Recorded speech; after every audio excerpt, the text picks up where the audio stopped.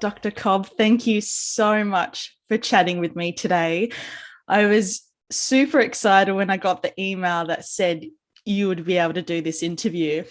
And then I had a slight panic attack because I thought, I know so little, like really nothing about the brain. How do you even design an interview with questions about something you know so little about?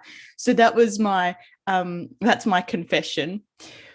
But before we get into the questions that probably require a 3-hour lecture 3 times a week for the next 3 months, let's start with you, your background and where you started, and then how you got into working on the brain and the movement, and building Z Health.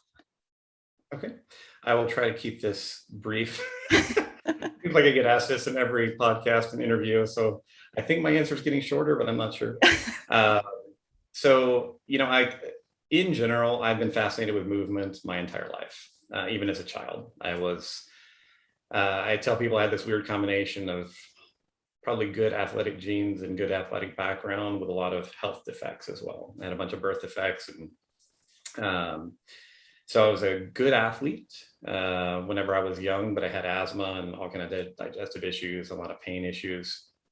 And so that kind of, I think, drove me into wanting to know more about the body. So when I went to college, I decided to study human biology. And then I realized as I was getting closer and closer to graduation that I had to have a job. And so I said, well, I'm going to go the doctor route. And I wasn't sure if I wanted to do a more allopathic traditional medical degree or if I wanted to do something more alternative. But because I was so much into movement, I'm also so I was a high-level tennis player. I played high-level baseball, high-level tennis, and then I was a martial artist. And so I really knew when I went to school that I wanted to basically look at movement. I wanted to be a movement practitioner, movement specialist. So that led me down the chiropractic route. So I went to chiropractic college. When I graduated and got out into my first practice, I was stunned by having spent so much time and so much money to have very little idea of what I was actually doing. And so I think, like most people who kind of branch off and do something specialized, I found myself exceptionally frustrated after 3 or 4 years in practice. I tell people I love the hands-on aspect of what I did, but I felt like a big walking aspirin.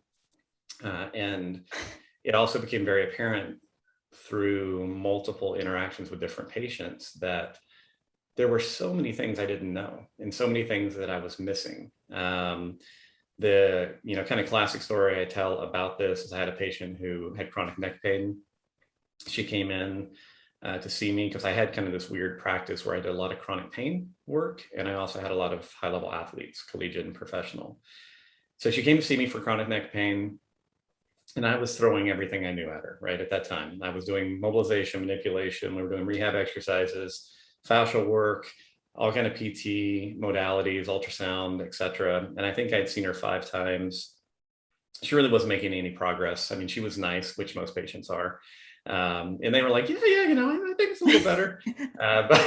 But you watch them move and you're like, no, it's You're not. Don't lie. You don't have to tell me tell me the truth.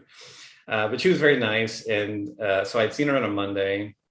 We scheduled for a Friday. And normally after 6, usually between 3 and 6 visits, if I wasn't seeing good progress with people, I'd go, look, I need to refer you, or we need to change something dramatically. So we were kind of coming up on a review. And so she came in on a Friday, and I saw her in the waiting room and saw her walk in. And I was like, oh my gosh, something had changed. She was remarkably better. And so she came in, and I was very happy. I was like, this is awesome. And then, like most young practitioners, I thought, well, all the work we've been doing finally kicked in, right? Like it finally started to work. So I started to explain to her, sometimes it takes a while. And she's like, no, I don't think that's what it is. And I went, what are you talking about? She said, well, I went to the eye doctor on Wednesday and they changed my prescription. It was really bad and off. I got my new lenses yesterday and my neck felt great. And so I tell people, while that was a blow to my ego, it was also a huge awakening kind of moment to think that there were, here I am, a supposedly highly trained neuromusculoskeletal practitioner, and I was missing huge chunks of what encompasses movement. So from those kind of humble beginnings, it really took me on what's now, I have a birthday coming this week. So 26 years since that time. I think I've been trying to dive deeply into neurology to understand more about how movement's created, how it's shaped, how it's built neurologically. What can we do to influence that? And that's kind of all those things led to developing the ZHealth curriculum as it currently stands. That's phenomenal. And I'm currently going through R phase. Okay. And it really is blowing my mind, everything that, you're teaching and everything that we are capable of. And the brain is just so super fascinating. So to start off, the first question. What do we need to understand about our brain when it comes to movement patterns as children and then growing up through the teenage years and then as adults? What's the one thing? Yeah, exactly. Where do you start? How many things?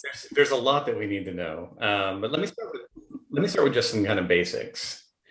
So I always start this off initially because probably a lot of people who are unfamiliar with neuroscience as it's evolved over the last really probably 2.5 decades may not be familiar with the idea of what's called neuroplasticity. So brain or neuronal activity is plastic, it's bending, meaning that it changes. I still have textbooks in my closet from when I was in school, and anatomy textbooks, neurology textbooks that basically said the human brain develops until a certain age. Usually that age was 25, and then it stops, right? Everything's kind of fixed, and then it's just downhill from there to the grave. And we now know that that's not only partially incorrect, that's completely incorrect. So our brains are malleable. They are changeable. And this is one of the, I think, first governing principles that people have to understand. So movement is driven by brain activity. Movement alters brain function and ultimately alters brain structure if we do it repetitively. So we are in this kind of ongoing, constant process of reshaping our brains by what we eat, how we breathe, how we move, how we think, how we use our eyes. And like I said, I think it's very important for people to understand that that's not an occasional thing.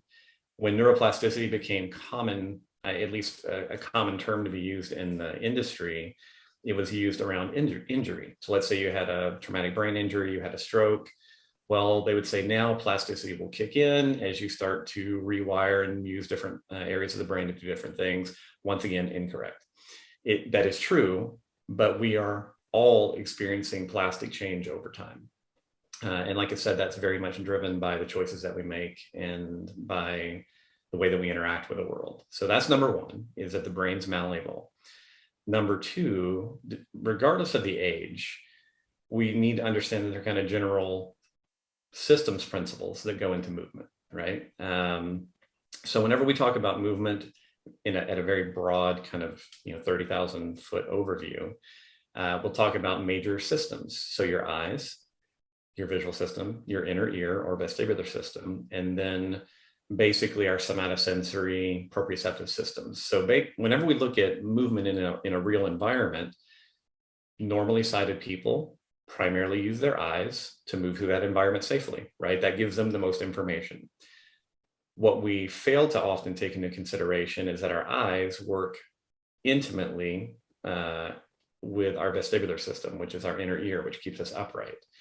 So deficits in the visual system, deficits in the vestibular system, deficits in both will all eventually echo into our musculoskeletal system.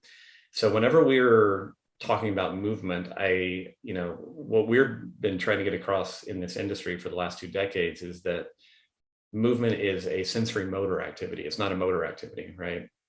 We tend to think of movement as, hey, I'm moving something, but it's sensory. Can I feel what's in my hand? Can I feel my body? Can I see what's occurring? Can I understand my relationship to gravity? So while all that sounds kind of complicated, once you understand each of the systems, it's not that hard. You start to recognize that we have to, as movement professionals at least, we have to evaluate the visual system, evaluate the vestibular system, look at the proprioceptive system. Then we have to look at the brain areas to say, hey, do the eyes and inner ear, do they say the same thing? And is the brain understanding that? So like I said, for me, I think understanding that we're plastic and that there are multiple systems involved in movement beyond muscles, tendons, ligaments, fascia, and peripheral nerves, I think is a great starting point for almost everybody. Yeah, for sure. And it's empowering as well, because it's almost like, well, my skills or my movement now is not, it's not a life sentence. We can change, we can get better. and conversely get worse if we don't use our bodies as well. Right. So one of our common sayings is everything's a skill, right? And what do we know about skills? You can learn them and you can lose them. Yeah. So that's, I think, one of the key pieces to recognize. And I just like to have people understand that skills are multidimensional, right? If you are a good tennis player, yeah, it's important to have a great forehand stroke, but you have to have the timing, you have to have the visual ability to track the ball. So there's a lot that goes into hitting that great forehand. So we love the idea that we can reverse engineer that and isolate down each of the systems and see if we can clean up it, aberrancies or dysfunctions in each one of them. That's brilliant, because that literally goes into my next question, which is I was intuiting that. you knew. Learning new movement skills. And you hear so commonly, the 10,000 hour rule or times or whatever it is. Yep. Is that true to learning new skills? Is there a brain hack in developing new skills quicker or easier? Yeah. Really interesting question. So this was popularized. People took work by Malcolm Gladwell, who was basically looking at the work of a man named Anders Ericsson, who is one of the premier talent researchers in the world. And the 10,000 hour rule sounded super cool for the media. I like to call it the 10,000 hour myth, because it's not a rule. Yeah. And there are massive exceptions on both sides. So the real question is expertise development, right? Whenever we want to learn something, how do we maximize our ability to learn it quickly and more importantly, retain and enhance it? So to generally answer this question, I think one of the important things you can look at is kind of the history of movement athletes. So whenever you look at really high level athletes, particularly in skill positions in a lot of sports, one of the things you figure out very quickly is that most of them, when they were young, were multi-sport athletes. They rarely were over specialized in only one thing. Now that's not always true. But particularly in Ericsson's research and some subsequent research who have looked at high-level athletes who have broken that 10,000 hour supposed barrier, what they found is that the athletes who are most likely to only need maybe 1,000 or 2,000 hours of practice to become world class already had a map of sport, right? They had a brain map of multiple versions of movement, multiple versions of teamwork or whatever. And so the greatest hack I guess you can give people conceptually is that varied movement experiences offer one of the greatest and fastest ways to learning skills more quickly.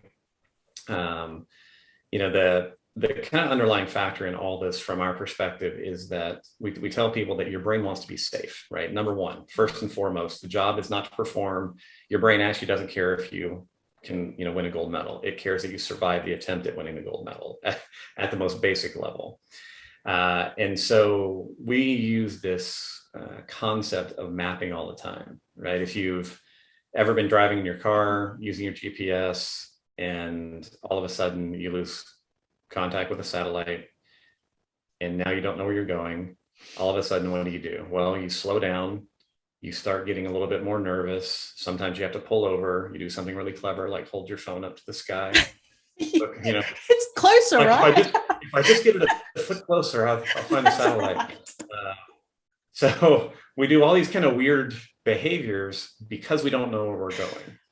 And movement works very much the same way. So if you're trying to learn something new and you've not had the opportunity to build a map for what those movements feel like, it's going to be supernatural for your brain to feel threatened. So the end goal of that then is, from our perspective, is that one of the jobs of good movement coaching is to give people varied experiences, as many as they can comfortably take on in most sessions. And this applies not just to learning sports, but just to moving through the world safely, right? And I say all that and people go, well, how do you give someone a varied moving experience? That sounds weird. It's actually not very hard, but it still blows my mind. I've gone probably, 5,000 different gyms now in my life. And what we see are kind of industry standard training programs, which are fine for what they are. But, does it cost you anything to, while someone's doing some relatively comfortably loaded squats or bodyweight squats, to have them turn their head left, turn their head right, look up at the ceiling, tilt their head right, tilt their head left? Those sound like, why would I do that? That's not perfect technique. I understand that that's not what we're teaching someone to do in a powerlifting meet. But if I'm trying to prepare you to pick a box up on your shoulder, what are you going to do? You're going to put it on your shoulder, you're going to tilt your head left, and you're going to try and get up and down out of the truck. So the simple example here is that it doesn't have to be weird or strange or complicated. We can offer movement variety, visual variety in almost everything we're already teaching.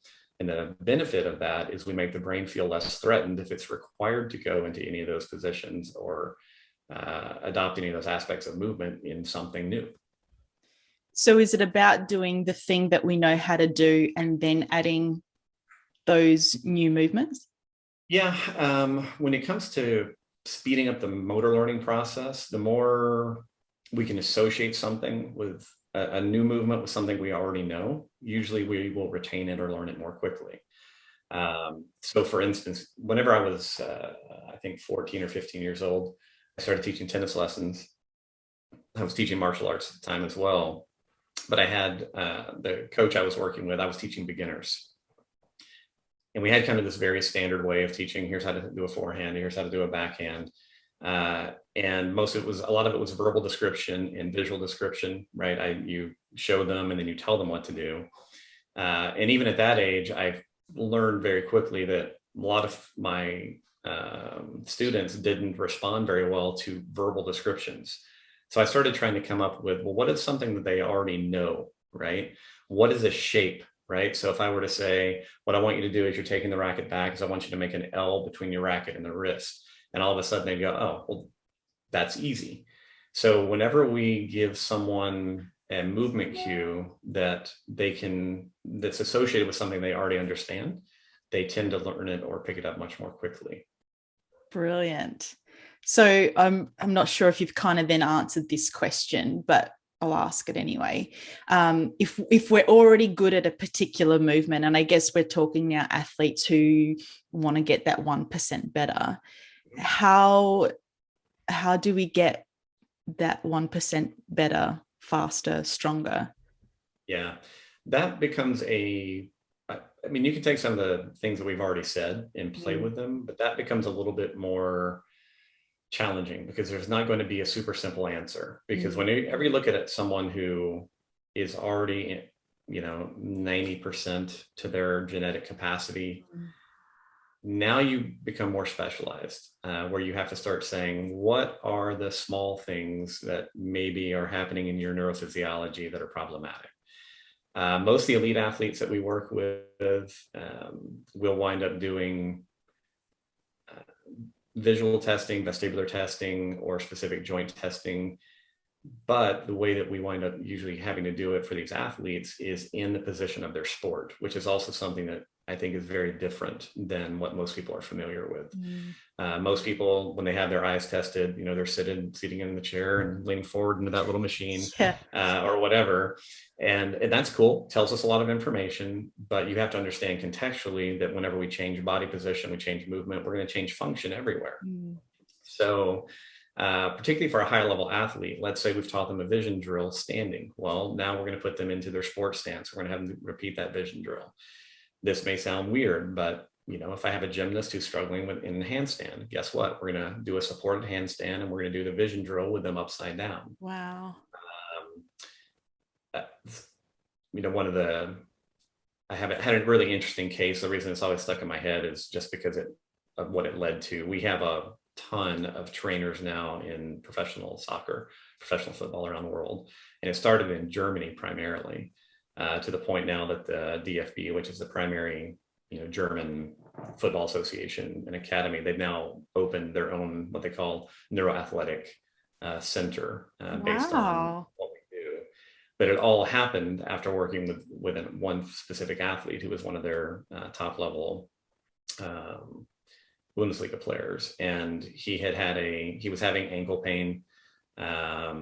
He'd had all kind of treatments done on it, and he still couldn't play. He hadn't been able to play for, I think, 2 months when I was teaching at the Olympic Center in Denmark, and they flew him over. So we did a quick evaluation. And what was very clear is as soon as he started walking, his head was just bouncing all over like a bobblehead. And that's one of the things that we tell people to watch for, right? Your head shouldn't, you shouldn't look like some weird toy as you're walking. So in the history, I said, I'm assuming you've had multiple concussions, because he was a defender. Most of these guys have had a lot of head trauma. And he was like, yeah. And so I got more deeply into his history, and he had a concussion about 2 months prior to the ankle injury and pain beginning. And so rather than focusing on his ankle, we did a bunch of testing of his eyes, a bunch of testing of his vestibular system, and very quickly figured out that if we did some specific vestibular stimulation, his ankle pain went away. So that was cool in the training room. But because this was a very short time window, I said, well, since you're pain-free now, because his ankle had been like a 6 or 7 out of 10, I said, let's go out and run. So I took him out. We had him do some running on the field. Pain was still good. And so then I said, well, now let's take a look at jumping and heading. So it wasn't until we actually got him jumping and heading. And if you don't know anything about the vestibular system, we have specific organs that sense vertical movement, right? It's called the saccule. And the heading motion specifically, if the ball's coming and I'm using let's say the right side of my head's going down. So I'm usually left rotating and flexing my head and neck.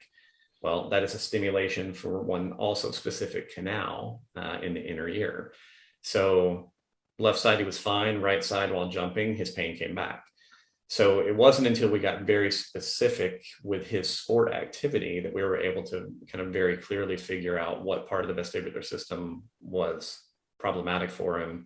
And then, we were able to build drills to help solve that. So that's a long-winded answer, but the point is, when you're already world-class at something, you may need more specific fine-tuning.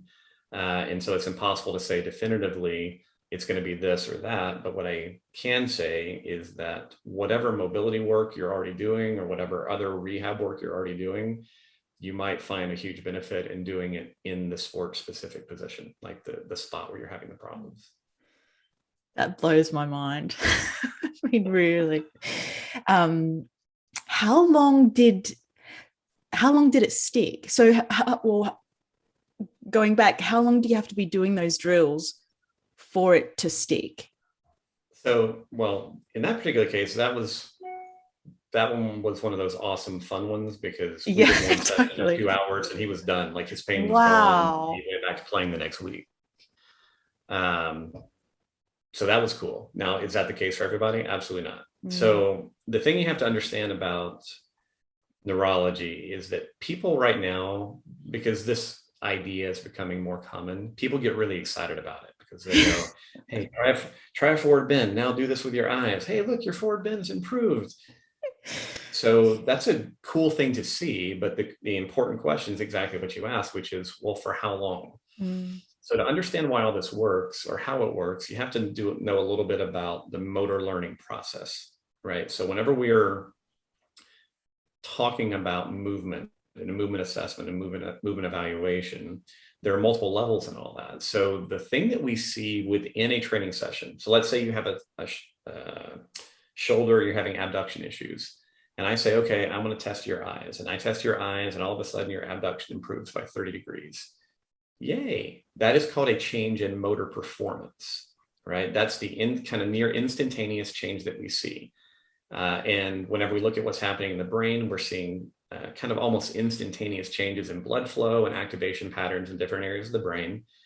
And as a result of that, we can see some really remarkable changes in range of motion and pain. That does not mean that your brain has learned it yet, though. Yeah. So a motor performance change is not the same thing as motor learning. Motor learning takes longer.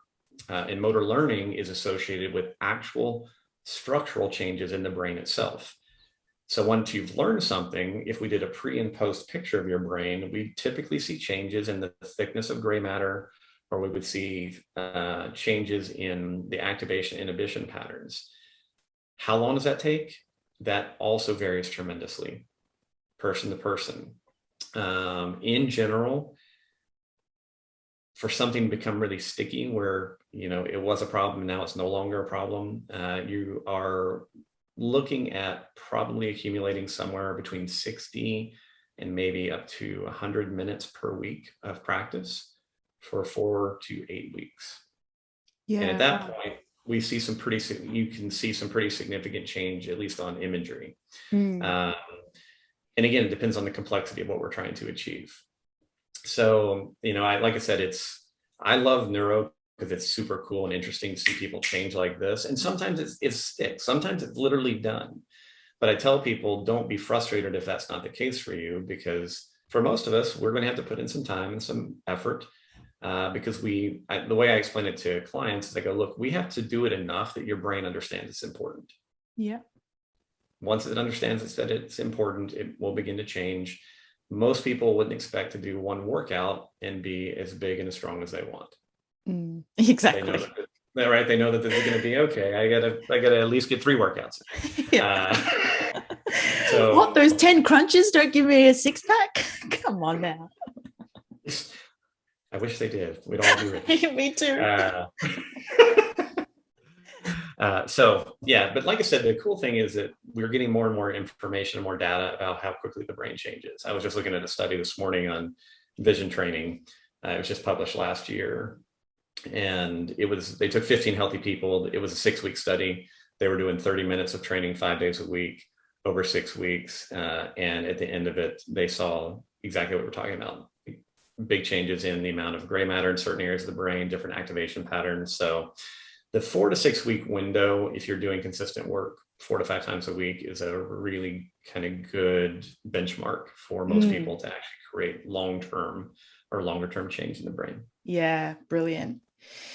So I was watching back in the middle of the year with the CrossFit Games, and I just think it's phenomenal to watch. But you see sometimes with the lifts, different positions. I'm talking about the jaw and people big open mouth, and some people don't do that. And so this next question, I guess, is about, how we adopt different postures to execute movements, whether that is in lifting or I don't know whether, it's in running. How do we know that these postures, I guess, are good for us, or it's our body compensating for mobility that we possibly don't have? Is that the biggest question ever? That's a pretty big question.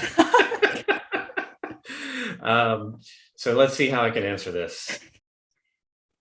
So the first thing that I'll say is, I think we have to be very careful in the movement industry of believing that there's a perfect way to do everything. That's not, based on the current evidence, that's not really true. There are, it would be cool if we could say everyone needs to squat exactly the same way. And these are the angles that you need to hit. And this is how your jaw needs to be held. And this is how much tension to hold on the right side and the left side, etc. But that really goes against the idea of individuality, asymmetries, right? So we're very much on the individualization side of things, meaning someone may need to do something that's less than optimal according to a textbook in order to perform at their highest level. The real challenge for a, I guess, higher level coach is to make sure that what they're doing is not injurious over time. And that is also often difficult to know, particularly when you're talking about high level athletes, because most people don't compete at a super high level with the goal of staying healthy, right? The goal is to win the competition. Exactly. And so we often will do things that are probably less than ideal or less than optimally healthy in order to do that. So when you see someone that has an odd technique, I often will personally, as a starting point, ask myself a question of why would their brain choose that position, right?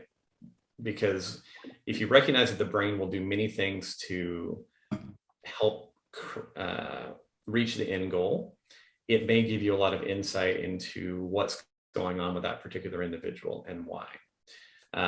So for instance, let's say you're watching an athlete who's doing something heavily loaded, right? Maybe they're doing squats or a clean and press or a clean and jerk, and you see them doing something weird with their mouth, right? They're opening their mouth really wide, or they're clenching, or they're moving their jaw back and forth. It helps to know your neurology at that point. So whenever we look at the jaw musculature, we have, particularly for closing the mouth, we have the temporalis, we have the masseters. Whenever we look at opening the mouth, we're starting to move into some of the submental or submandibular musculature that attach to the hyoid. So when you start looking into all that and knowing your peripheral nerves, you can kind of track those things back to where they go in the brainstem. And this is important because if people don't know anything about neurology, we have kind of the big lumpy brain, right, sitting on a stick, right? So it's a ball on a stick. The stick is the brainstem. The brainstem is divided up into three parts. There's the top, called the midbrain, which is weird, but that's the top. And there's the middle, it's called the pons. And then at the bottom, it's called the medulla. And then those three things work with the bottom part of the brain called the cerebellum. They all work together to basically set our posture. They pay attention to what our eyes are doing. They pay attention to what our vestibular system's doing. They're getting all this data from the joints in the periphery, particularly also the spine. And so what's interesting is that when we look at posture, we look at movement, everything is I call it a symphony, right? Because we have flexors and we have extensors. So in order to move well, our brain has to regulate how much tension we have in our flexors and our extensors at all times. So when you kind of dig into this, if we stimulate the midbrain, it facilitates flexors. When you facilitate the pons, it facilitates extensors. When you go to the bottom to the medulla, we get flexors again. And when you go to the cerebellum, we get extensors. So we have 2 and 2. So whenever I see someone doing something odd, it makes me wonder, are they intuitively, right? This is just their nervous system. Are they intuitively trying to generate more tone or more activity in one subset of muscles as opposed to another?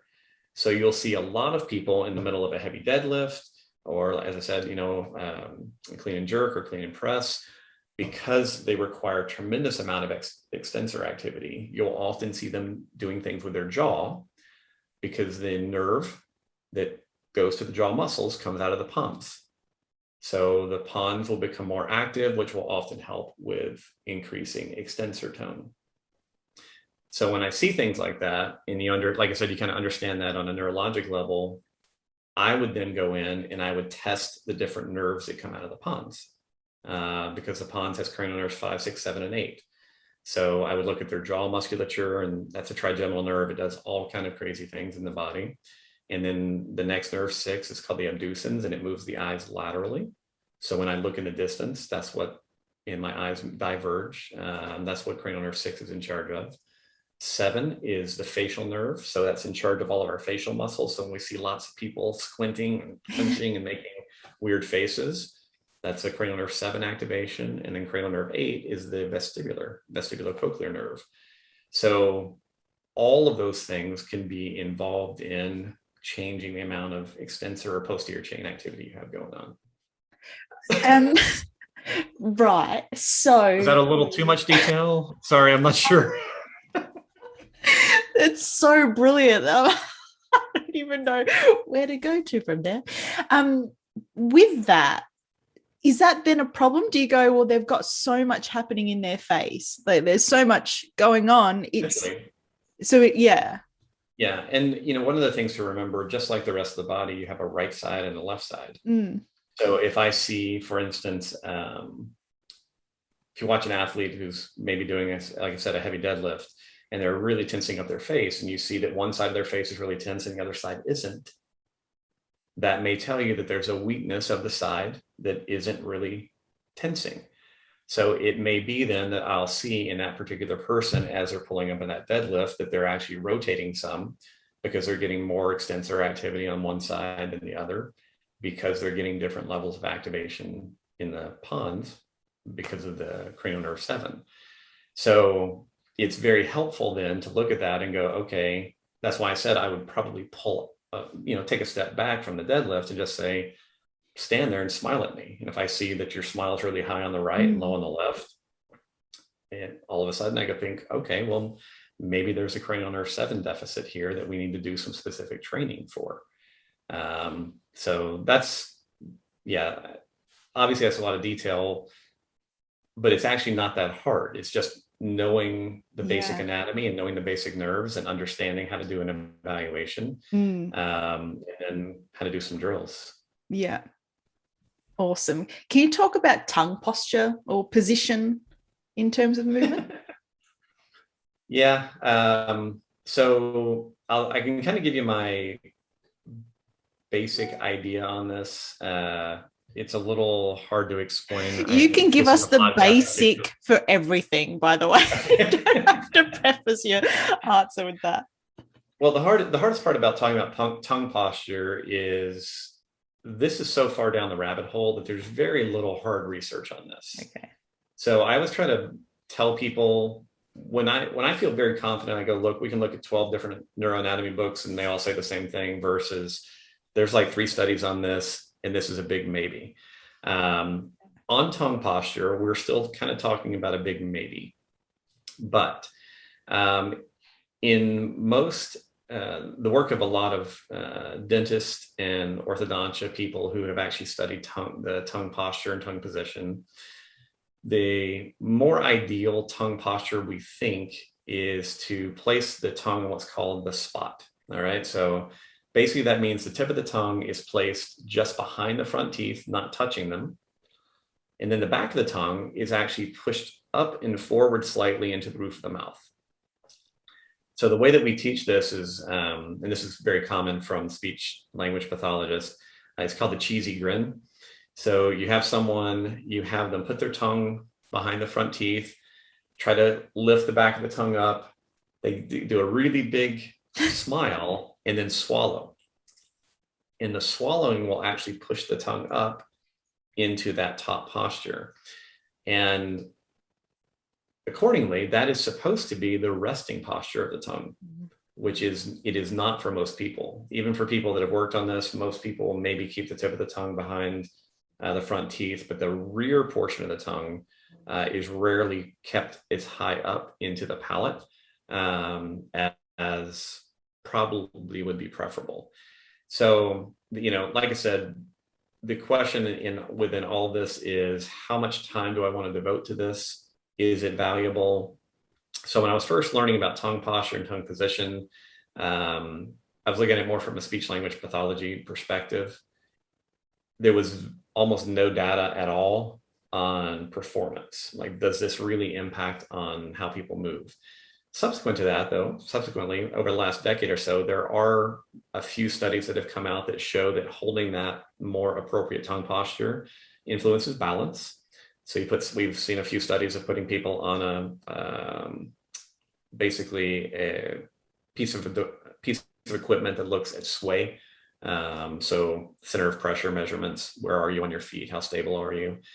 So tongue posture changes that. It changes both single leg balance, double leg balance.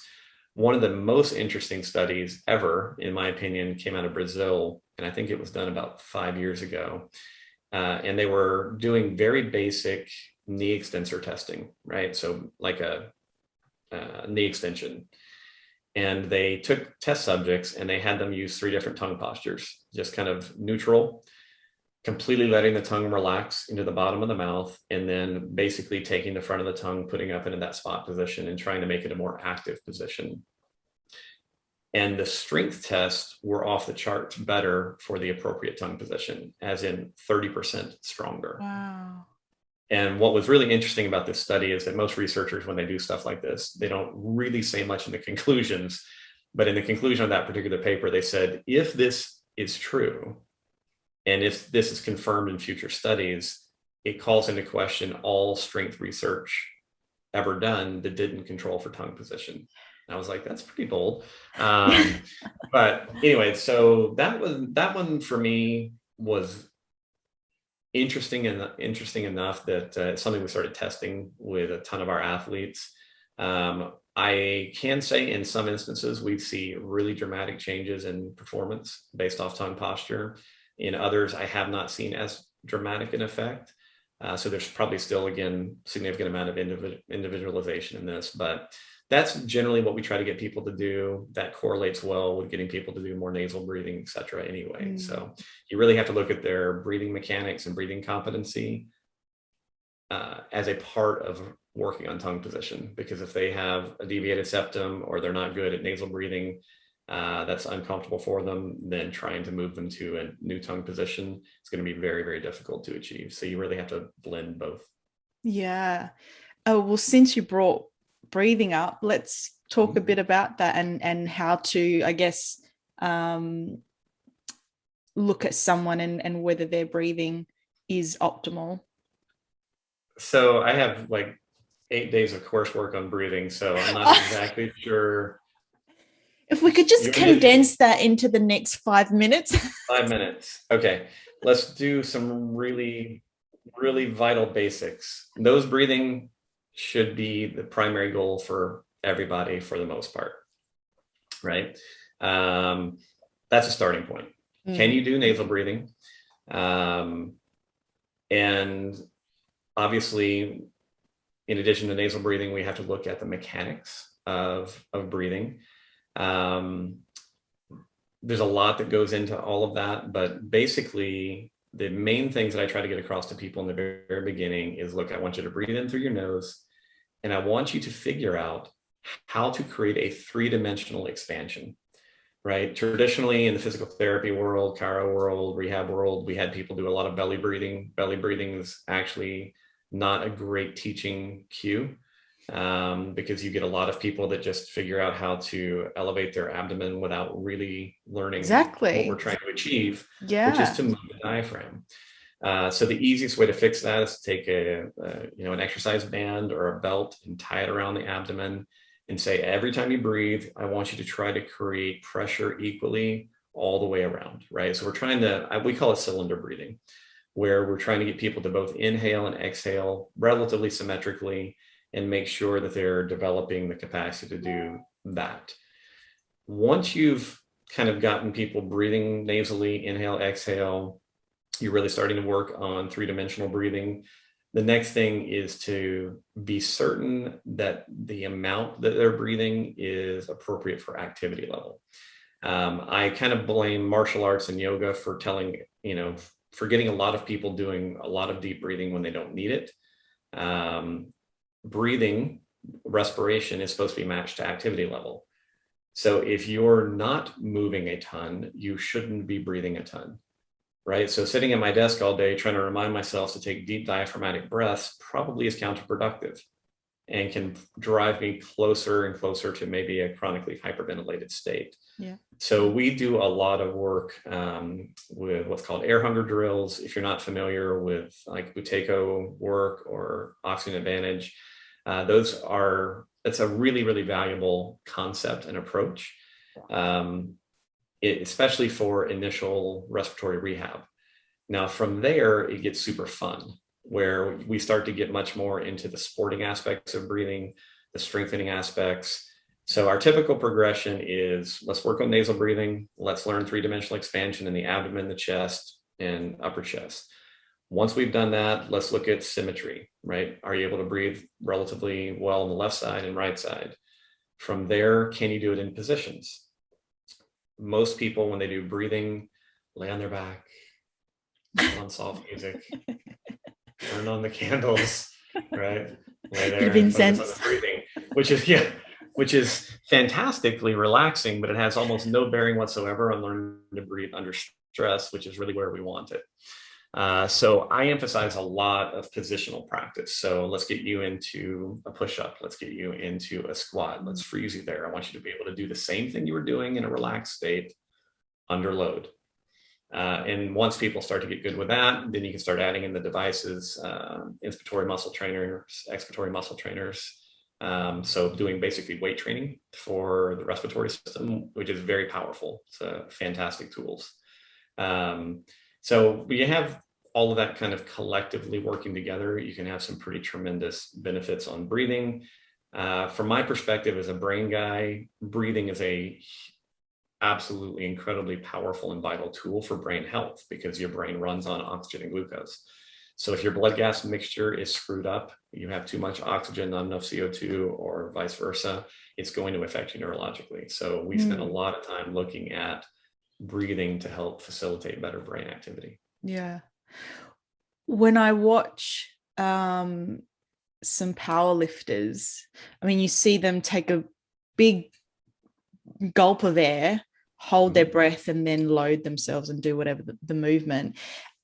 And their face just goes red. There are veins popping out everywhere. And I'm just like, is that healthy? I mean, obviously I know nothing about weightlifting and how to do it and what you should be doing. But to me, that very, very strong we call Valsalva maneuver, where you gulp air, you pressurize, is a protective mechanism. Is it the healthiest thing for most people to do long term? Probably not. There's a massive increase in intracranial pressure. That's why their head and faces turn red, and why, particularly at the highest levels, sometimes they'll pass out in the middle of a lift or at the end of a lift. So that's not something that I normally teach almost anyone. I have worked with some world champion powerlifters, and they're a unique breed, right? There are specific things for those sporting events that are helpful, beneficial. There are also ways to maybe alter that a slight bit so that there's a hiss, so that you're getting some small sip of air escaping during the pressure. But when those guys are under such massive loads, they're usually just trying to use breathing to stabilize the midline of the body so things don't break. So it's incredibly demanding sport. Yeah. And you said it's not good long term. What is long term in that sense? Well, when I say it's not something I would recommend most people practice on a regular basis. And if you're not competing in a sport that requires that of you, A, and B, if you're not trying, even if you do that sport, if you're not trying to win a world title, I would recommend that you look for maybe slightly healthier ways to go about it. Okay, I was hoping to talk about balance and how to use that to improve our performance. Basics of balance? Let's start there. Basics of balance. That's always a good thing to begin with. All right. So balance is weird, right? It's a complicated system. There's not just one system that deals with balance. We think about the inner ear, the vestibular system, as our primary source of balance, which it kind of is. But on its own, it can't really do that much. So the vestibular system is always cooperating with other sensations, other systems. So it's a misnomer to think that vestibular rehab alone is the only thing that you need to do, meaning we're going to have to involve the visual system because the eyes and inner ear must work together. The inner ear is also going to be responsive to signals coming in from the periphery. So you can improve people's balance in a lot of different ways. You can improve their foot mobility, foot strength. You can test sensation on the feet, right? A lot of people don't realize that you should be able to feel the stroke of a feather, a massage unit that vibrates. You should be able to feel a pin prick, and you should be able to feel that equally on your right foot and your left foot. If you can't, your balance is going to be compromised to some degree because you have a deficit in sensation. So you can look at sensory input from the feet, particularly the lower extremity. When it comes to the vestibular system itself, the really easy way to think about this, I just describe it this way. I tell people, if you were watching this, I'd say, spread your fingers and stick your thumb in your ear, because that's what I do in class. And I give yourself antlers. The reason I have people do that is you have 5 sensors in your right inner ear and 5 sensors in your left inner ear. 3 of those on each side are what are called semicircular canals, and they are oriented at 90 degrees to one another. And the job of the semicircular canal is to tell your brain where your head is in space. So every time you move your head in any direction, you're stimulating these canals, and the canals are communicating with your brain that angular momentum and change. And so basically knowing where your head and neck are. The other 2 sensors are for larger body movements, right? They are called otolith organs, and otolith means ear stone. So when people talk about having stones in their ears, they're talking about those 2 little organs. The utricle is the organ, I call it the railroad track one. So whenever you're in your car in a train, you're going forward or you're going backward, or you're doing side lunges, stepping side to side, you're stimulating the utricle. The saccule is for the elevator. So when you go up and down, or you're jumping, or you're doing squats, the saccule is going to tell you hopefully where you are in space. So these things are all working together at all times to try and orient you. And they're incredibly powerful because they do almost everything reflexively. So your inner ear will stabilize your eyes while you're walking. So if you hate walking when the terrain is unlevel, well, that might tell you that your inner ear is unhappy because it's not doing a good job of stabilizing your eyes. And all of a sudden the visual picture gets a little bit fuzzy or weird, and you get uncomfortable and you get back pain because it's first in charge of something called the vestibulo-ocular reflex. You also have what's called the vestibulo-colic or neck vestibulo-cervical reflex. And then you have another one called the vestibulo-spinal reflex. So the vestibular system's main job actually is to facilitate, particularly in the spine, extensors. So it helps activate what we call anti-gravity muscles. So in order to use balance to improve performance, you have to start to recognize that balance training is not as simple as just standing on one foot and looking at the wall in front of you. What you have to do is go, well, what makes up the vestibular system? Well, I have 3 canals and then the utricle and saccule, which means that I need to practice lots and lots of head motions. I need to stabilize my eyes. So pick a target while I'm moving my head around. That's going to stimulate the canals. And there are specific patterns for that. I need to be doing forward and backward and side to side, walking and running and lunging, hopefully while also doing head movement.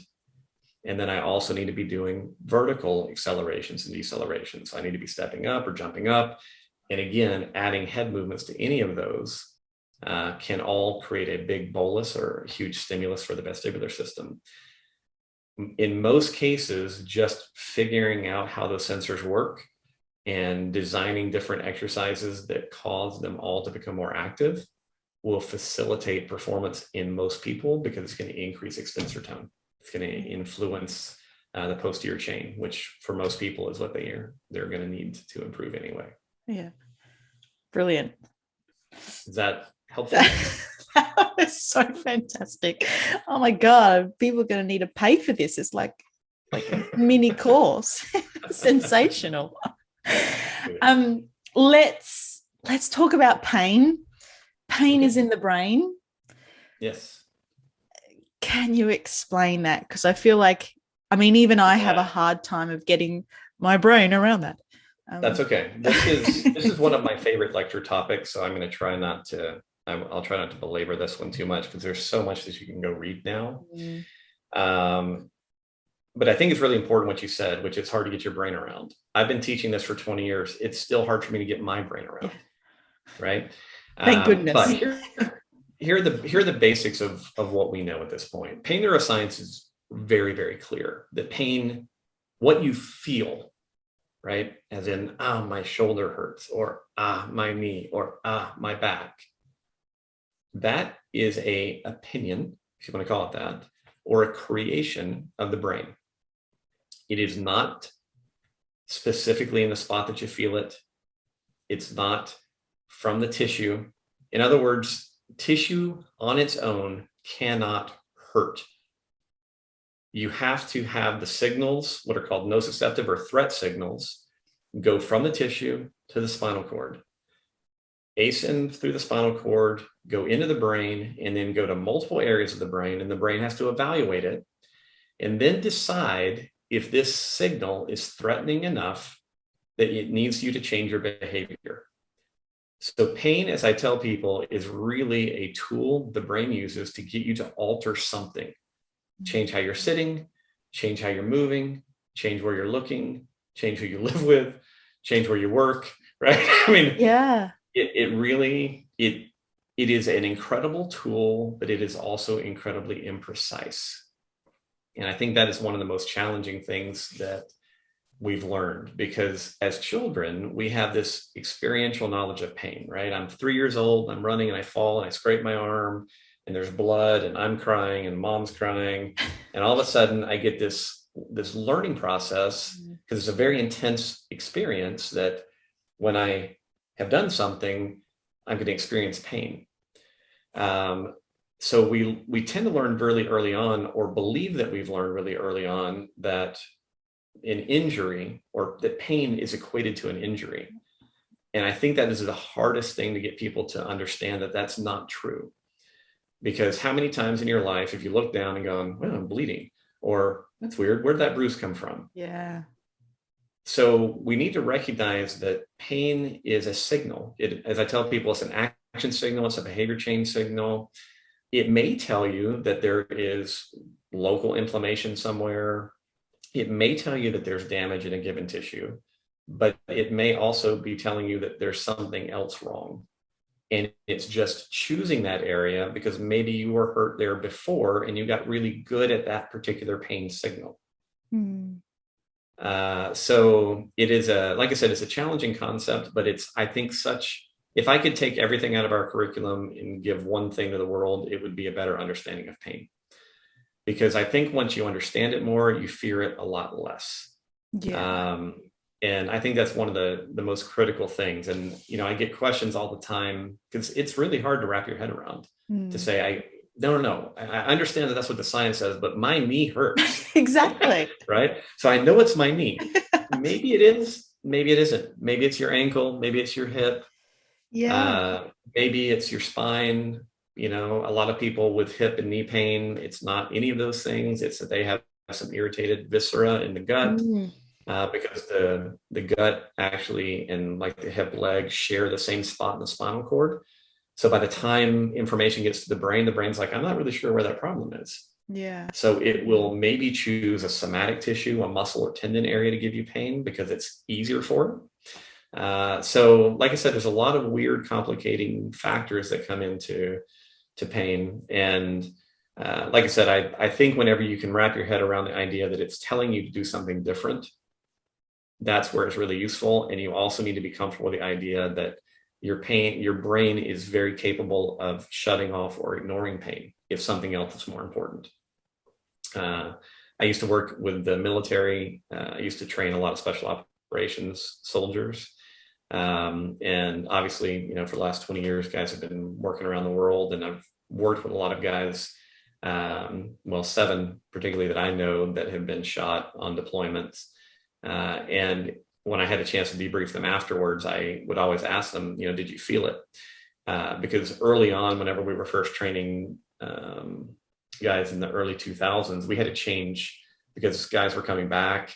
We were getting to debrief them and figuring out, this guy got shot. He had no idea. So a lot of our training had to change so that, we put them in simulations where they would be using, basically paintballs or wax bullets, shooting at one another and then trying to get them to cover. And then we would actually teach them to do sweeps of their own body to see if they're bleeding, because in a high stress, high survival threat environment, not important to feel that pain right now. So there's a lot of, like I said, weirdness around pain, and your brain is incredibly capable of shutting it down when it needs to. And then when it's got nothing else, nothing better to do, bringing it to the fore. Wow, that really is so incredible. And I don't know if this next question is another rabbit hole, but I mean, obviously you spoke about as a child, we experience something and then it becomes, a meaning later on, and so on and so forth. How do our emotions or our past experiences impact, the pain, our environment? And I guess then how do we, like, if, for example, if we've got this neck pain and it's so, it's been there for months and we get headaches, how do we go, actually, it's, whilst you feel it in your neck and you're getting these headaches, it's not really that. How do we even start to think about our emotions and what role that plays? Yeah, could be a big rabbit hole, but we can keep it pretty simple. So when we do brain imaging of people, at this point, there are multiple areas. Let's say I take 100 people that are having back pain and I look at their brains. What we usually see is that there are systematically, they're all having activation in similar areas of the brain.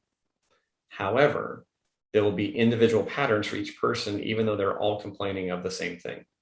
Let's say they all have low back pain. So we'll see usually somewhere between 7 and 12 different areas of the nervous system are activated while they're experiencing that pain. Most of those areas that are activated in the brain have nothing to do with sensation. Most of them have to do with, how is this going to affect me tomorrow? So predictive aspects. Other areas that are almost always implicated are the amygdala and the insular cortex, which are very much involved in emotional processing. So emotion is tied up very much into the suffering aspect of pain. So early childhood patterning or early childhood training around pain, I think, is very important. Meaning, if you come from a household that put tremendous importance on pain, that told you that pain must always be addressed, must always be, given a tremendous amount of attention, then by the time you're an adult, you've developed a lot of emotional activity around pain. That yes, pain is very important. I must do what it tells me.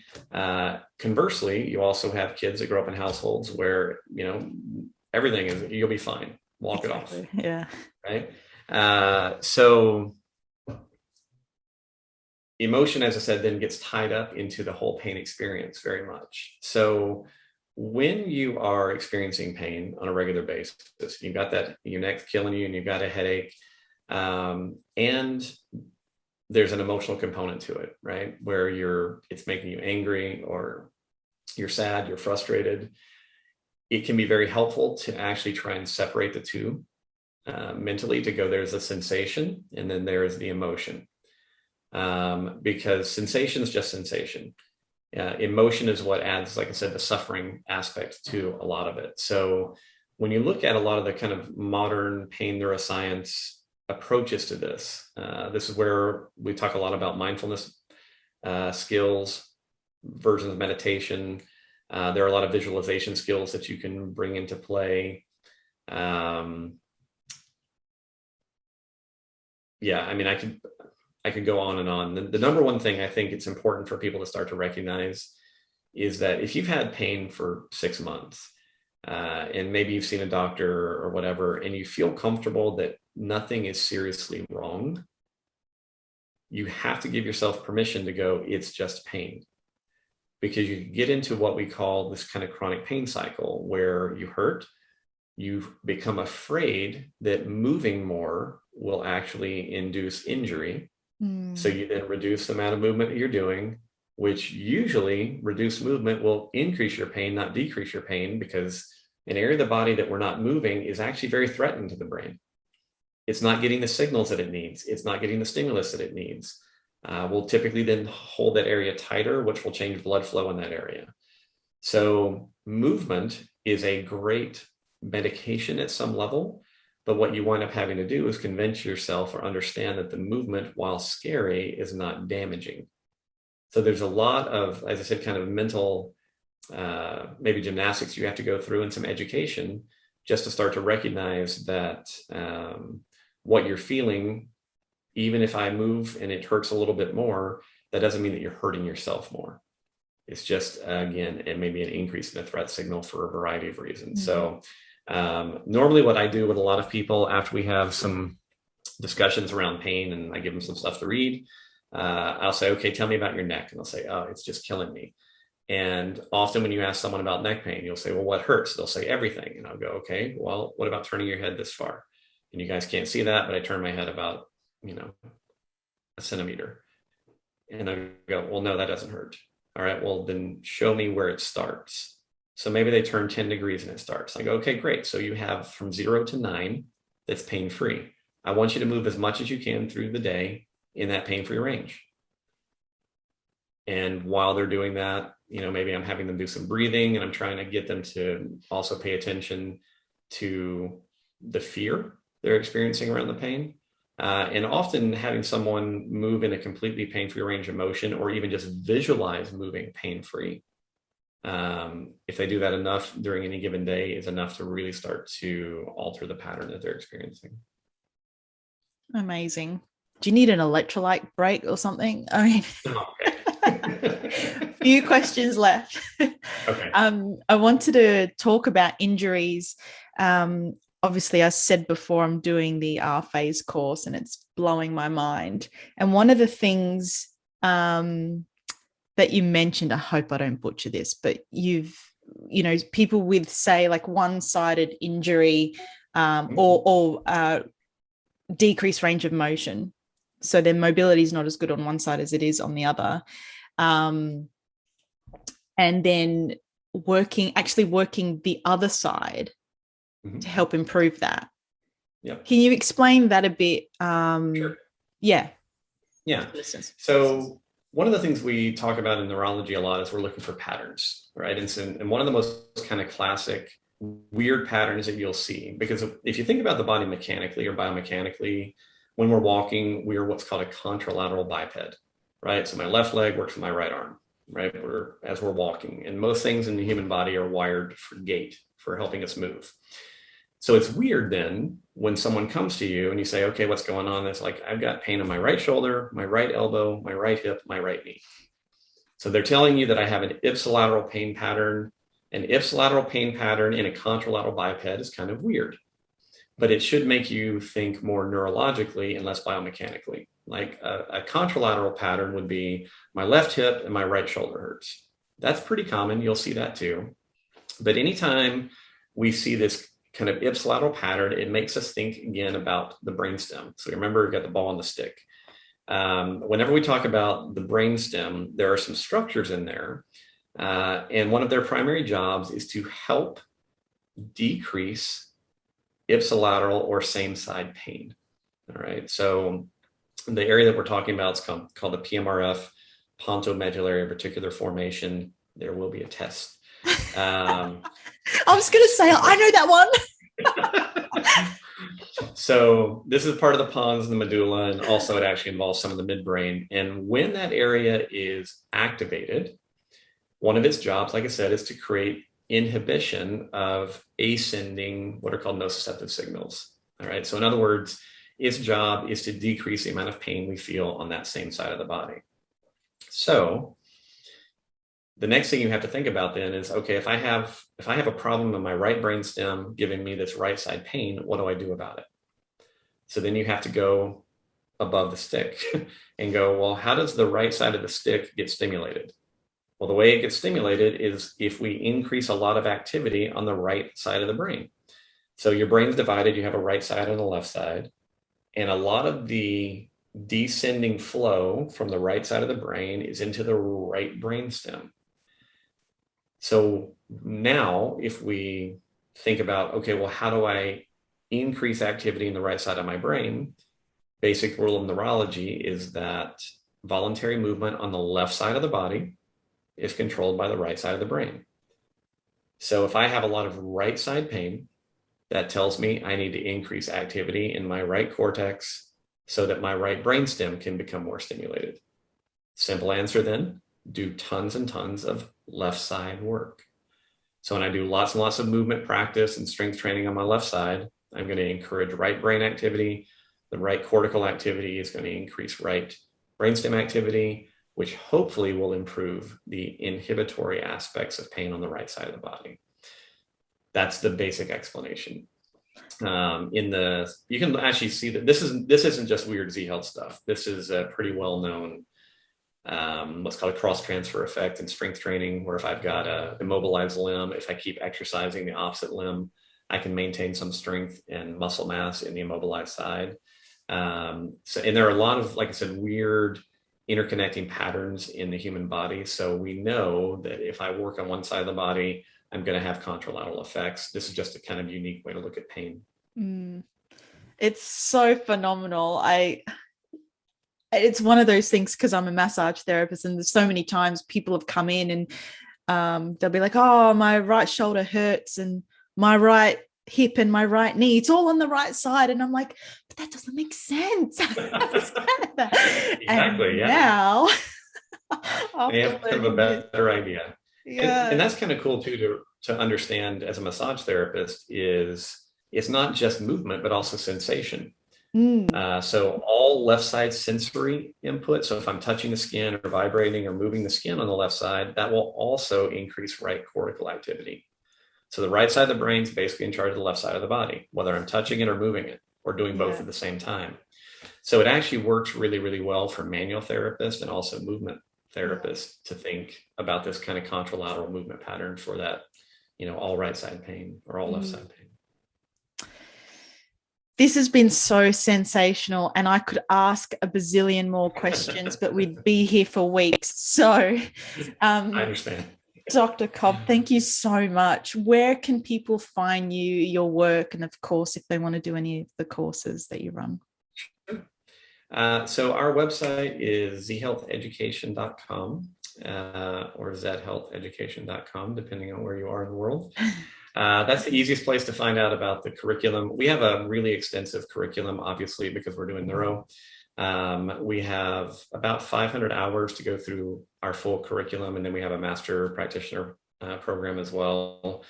But it is, I'd love for people to check it out. I always tell my students, I built the courses I wish I had been taught.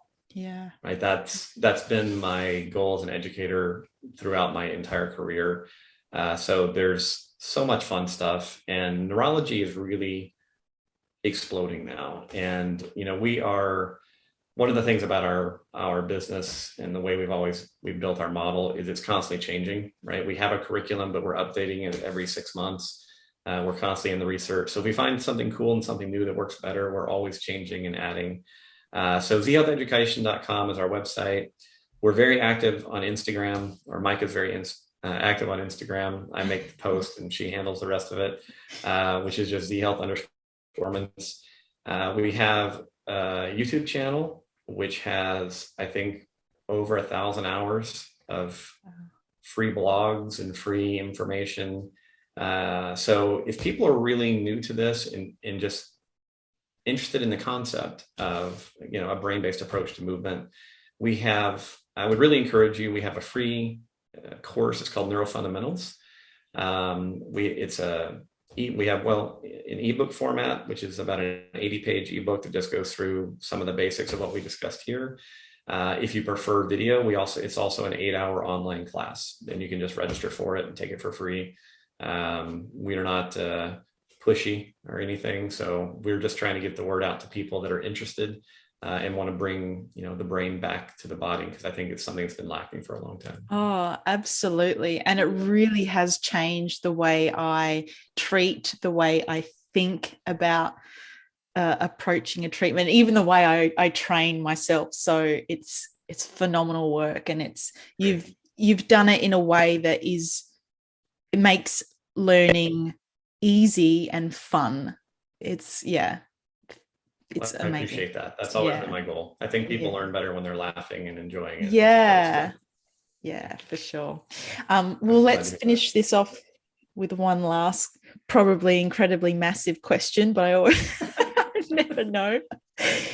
If people out there want to add neurocentric training to their program, what could they do? What can they do to start right now?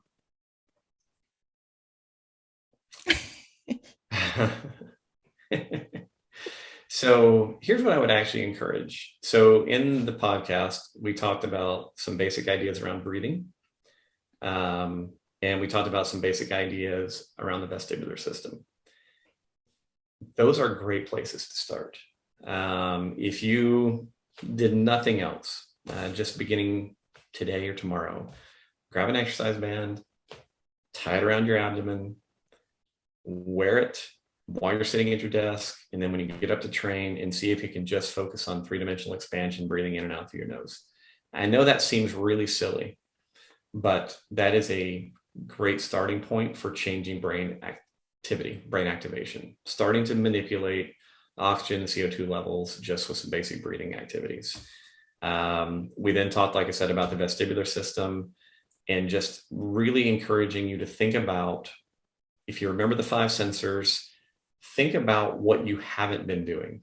If you don't do a lot of head and neck rotation, you don't do a lot of flexion extension, looking up and down at the ceiling, you never do diagonal motions on purpose, you never walk or run backwards while turning your head side to side. While that's very non-specific and non-targeted, it's actually a great just general brain stimulation that you can try to see how it makes you feel. Those are really excellent ways to get started. And like I said, if you need more specifics, check out, as I said, I think there's 600 blogs or something on our YouTube with tons of different exercises that you can look for. The third thing I can recommend is, if you remember one of our earlier parts of the conversation about adding variety, if you don't want to spend any money, you don't want to do any reading, you don't want to watch any videos, well, then when you train today, for 5 squats, look left. For 5 squats, look right. For 5 more, look up at the ceiling. Then tilt your head right, tilt your head left. Start adding in some type of movement variation on a regular basis to what you're doing, because every time you change something that you've been doing habitually, it's going to increase brain activity, and it should give you some feedback. How did that make you feel? Did it make you feel better? Did it make you feel worse? Because then you can start to figure out some things about your own physiology. Sensational. Dr. Cobb, thank you so much for your time. Oh, it's been my pleasure. It's been great to talk to you.